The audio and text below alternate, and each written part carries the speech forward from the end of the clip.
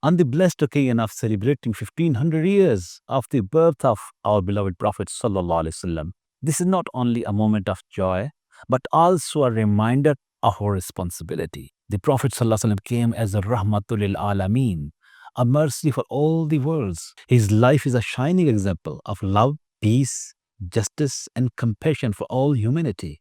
As you mark these 1500 years, let us renew our commitments to follow in the footsteps of our beloved Prophet Sallallahu Alaihi Wasallam.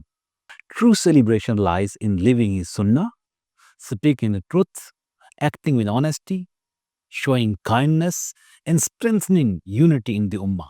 The best way to honor him is to spread light where there is darkness, bring hope where there is despair, and create peace where there is conflict. Let our hearts remain filled with the love of Rasulullah sallallahu alaihi wasallam, for his love is the true essence of Iman.